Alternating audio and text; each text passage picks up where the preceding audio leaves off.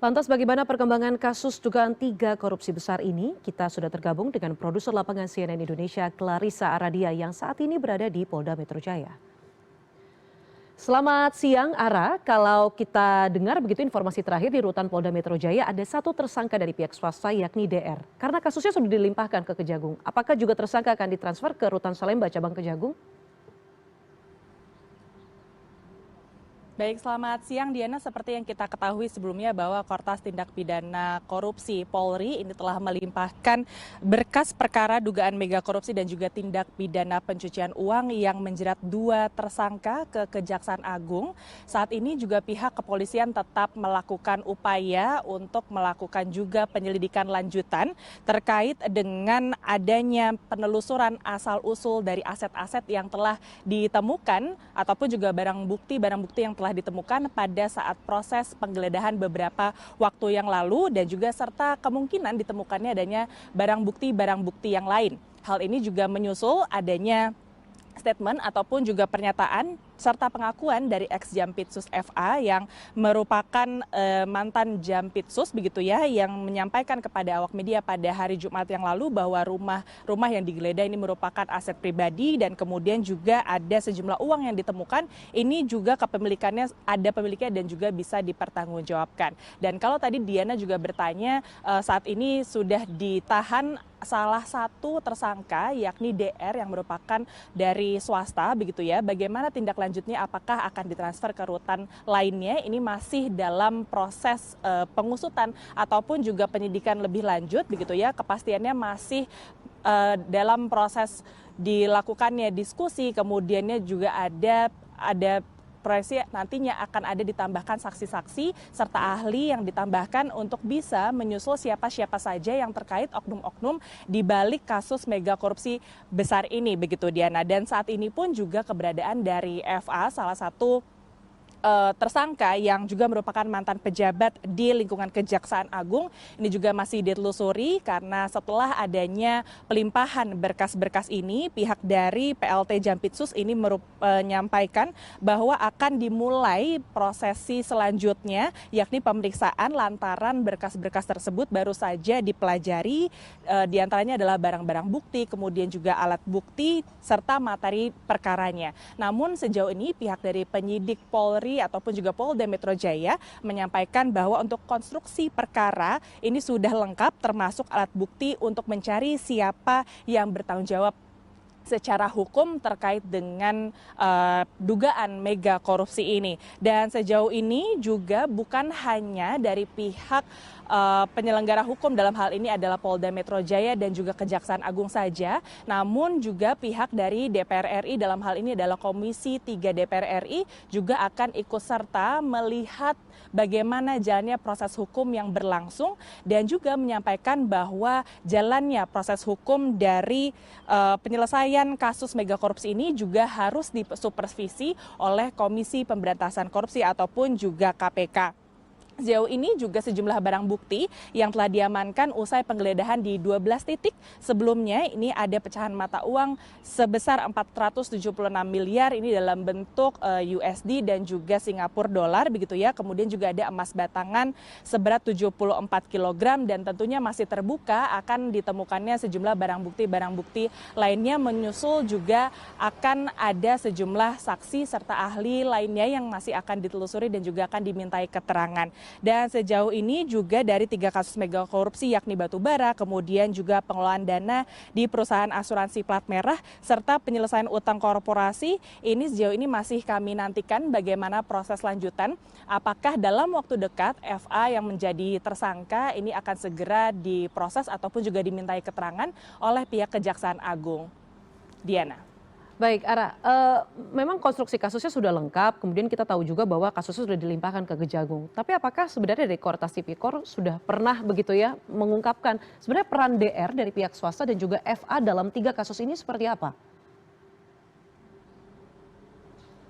Baik deh, sejauh ini kami belum mendapatkan informasi ataupun juga keterangan resmi terkait juga dengan peran dari DR yang merupakan pihak swasta terkait apa saja peran beliau di balik keterlibatannya begitu ya dari 3 kasus mega korupsi ini. Tentunya nantinya ke depannya dari pihak penyidik bukan hanya dari tim Polda Metro Jaya, namun juga akan mengusut tuntas bersama dengan Kejaksaan Agung serta KPK serta juga dengan DPR RI, dalam hal ini juga Komisi 3 akan terus mengawasi bagaimana jalannya proses hukum yang berlangsung sehingga tidak ada lagi pemberitaan-pemberitaan yang berseliweran ataupun juga tidak benar terkait dengan pemberitaan ataupun juga mega korupsi yang juga telah ditelusuri bukan hanya di tahun ini tapi sudah bertahun-tahun sebelum di tahun 2026 ini, Diana.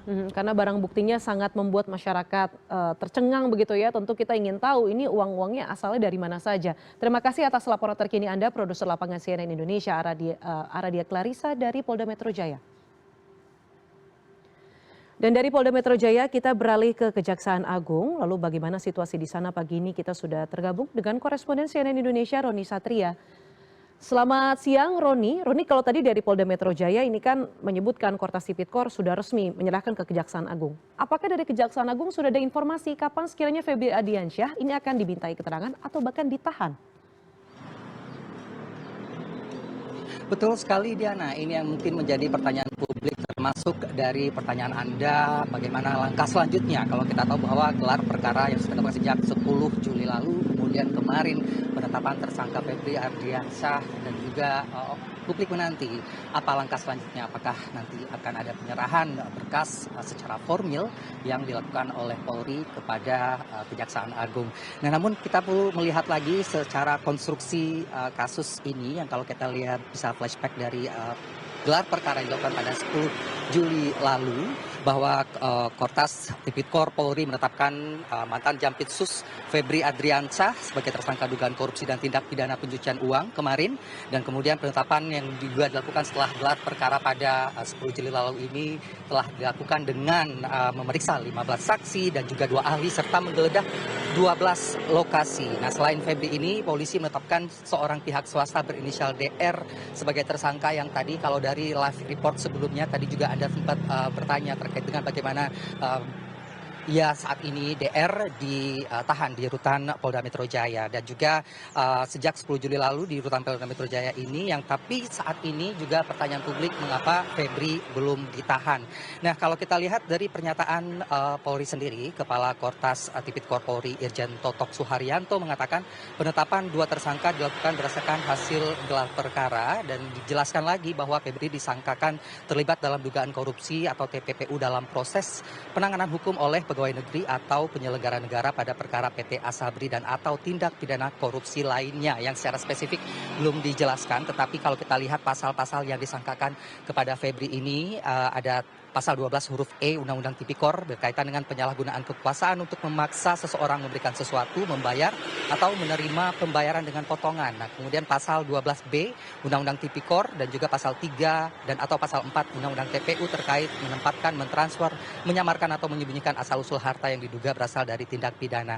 Kalau kita lihat dari 3 perkara yang dilimpahkan yang dilakukan oleh Polri kepada Kejaksaan Agung, yaitu menyerahkan 3 klaster perkara. Kita tahu bahwa ada dugaan korupsi yang pertama itu tata kelola atau pemenuhan pasokan batu bara untuk pembangkit listrik, kemudian dugaan korupsi dan TPPU terkait perkara Asabri, dan yang ketiga dugaan korupsi TPPU dalam penyelesaian utang PT SBS kepada PT KNI yang berkaitan dengan Krakatau Steel. Bukti-bukti ataupun juga barang yang sudah menjadi sorotan beberapa hari terakhir, betul tadi angkanya cukup fantastis kalau kita lihat dengan 74 kg emas dan juga berbagai mata uang dalam Amerika Serikat dan juga Singapura, dan juga termasuk rupiah, kita melihat dengan angka kisaran ada lebih dari 400 miliar rupiah. Tetapi kalau kita lihat mengapa yang jadi pertanyaan publik saat ini ada pelimpahan yang dilakukan oleh Polri kepada Kejaksaan Agung, kalau kita merunut dari apa yang disampaikan oleh Irjen Totok Suharyanto bahwa pelimpahan merupakan hasil kesepakatan kedua institusi dalam rangka sinergi dan percepatan penyelesaian perkara. Nah, kita lihat kemarin juga saat konferensi pers penetapan tersangka Febri Ardiansyah ini juga pelaksana tugas Jampitsus Rudi Margono menyatakan bahwa kejaksaan akan memeriksa kembali kecukupan alat bukti. Ini yang sudah ataupun yang akan kita nantikan bagaimana nantinya kejaksaan memastikan kecukupan alat bukti yang dilimpahkan oleh Polri, kemudian menguji hubungan kausal antara barang bukti dan sangkaan pidana, melanjutkan pemeriksaan tersangka yang juga kita nantikan, menjaga koordinasi dengan Kortas Tipikor Polri dan tetap menerapkan asas praduga tak bersalah. Ada sejumlah hal yang mungkin menarik untuk kita ulas, Diana, di dalam konteks kasus besar ini, mega korupsi ini, bahwa ini juga menjadi sebenarnya titik balik dari perkara yang tidak berhenti hanya sampai pencarian asal-usul aset, tetapi karena Polri sendiri telah membangun dugaan tindak pidana secara formal mengarah kepada mantan pejabat tertinggi penanganan korupsi Kejaksaan Agung. Nah, ini kita lihat bagaimana pelimpahan ini tentunya akan menguji independensi dari kedua institusi yang kalau kita lihat tadi dari pernyataan sebelumnya dari konferensi pers kemarin menyatakan bahwa ini bentuk sinergi untuk memastikan bahwa praktik-praktik korupsi ini dapat diberantas. Nah, namun ujian terbesarnya kini bergeser kepada Kejaksaan Agung yang kita nanti saat ini apakah bagaimana nanti proses pelimpahan, pemeriksaan alat-alat bukti dan juga nanti memastikan pemeriksaan Febri Ardiansyah yang kita tahu bahwa merupakan mantan Jampitsus itu sendiri. Kemudian penanganan ini tentunya akan diharapkan publik untuk menjadi sebuah penanganan yang independen, transparan, dan juga tanpa perlakuan khusus. Karena kalau kita lihat memang saat ini baru satu tersangka yang ditahan dan kita masih menanti apa yang akan dilakukan terhadap Febri Ardiansyah, apakah akan ditahan ataupun juga akan dilakukan pemeriksaan terlebih dahulu. Kemudian hal yang lain yang perlu kita garis bawahi atau yang saya catat di sini adalah ukuran keberhasilan untuk ini adalah bagaimana kapan Febri diperiksa lagi. Tentu ini menjadi yang menarik untuk kita cermati bersama ataupun juga diawasi oleh publik termasuk kita media untuk melihat bagaimana nanti langkah penahanan dan juga aset dan tindak pidana yang dibuktikan tersebut, termasuk juga bagaimana nanti berkas-berkas ini yang juga setelah dilimpahkan akan dapat diproses lebih lanjut di Kejaksaan Agung. Dan tapi sejauh ini yang bisa saya sampaikan bahwa memang nantinya dari status tersangka ini sudah menjadi setidaknya titik balik penting yang dilakukan oleh Polri untuk nantinya bagaimana bersama Kejaksaan Agung membuktikan kepada publik terkait dengan sinergi untuk transparansi dan juga independensi mereka. Kembali ke Anda. Oke, Roni sedikit. Ini kalau kita bicara soal posisi Jampitsus bahwa saat ini diduduki oleh Jamwas begitu ya, ada PLT-nya. Kalau aturan kepegawaian kan 3 bulan, kemudian boleh diperpanjang lagi berdasarkan keputusan pimpinan 3 bulan lagi. Tapi apakah Anda sudah mendapatkan informasi kira-kira siapa yang nantinya akan jadi pengganti Febri Ardiansyah sebagai definitif Jampitsus? Kalau ini mungkin administratif, saya mungkin pertanyaan menarik dari Anda dan juga mungkin publik juga menanyakan hal yang sama bahwa secara administratif ini tentunya akan dilakukan proses serah terima jabatan ataupun juga mungkin kita katakan sebagai pelaksana tugas di dalam masa kurun waktu 3 bulan. Tetapi memang ketika kita lihat proses ini berjalan dari sejak bagaimana proses penggeledahan yang dilakukan di 12 lokasi, kemudian pemeriksaan 15 saksi, 2 ahli dan lain sebagainya, kita melihat ada etikat baik dari kedua institusi ini untuk melakukan upaya segala sesuatunya dilakukan dengan bisa dikatakan cepat dan juga tentu kita apresiasi, namun tetap kita butuhkan adalah transparansi. Tetapi bagaimana untuk nanti secara dalam 3 bulan ke depan dan lain sebagainya yang ketika kasus ini bergulir tentunya ini akan menjadi proses administrasi yang mungkin belum bisa saya informasikan lebih lanjut karena memang kami belum dapatkan informasi tambahan dari Kejaksaan Agung itu sendiri. Kembali ke Anda, Diana. Baik, kita nantikan siapa pejabat definitif pengganti Febri Ardiansyah yang tentu saja juga kita nantikan kapan Febri Ardiansyah ini akan dimintai keterangan karena seperti kotak Pandora yang bisa membuka kemungkinan ke barang bukti ataupun tersangka-tersangka baru. Terima kasih atas analisa lengkap Anda, koresponden CNN Indonesia Roni Satria dari depan Kejaksaan Agung.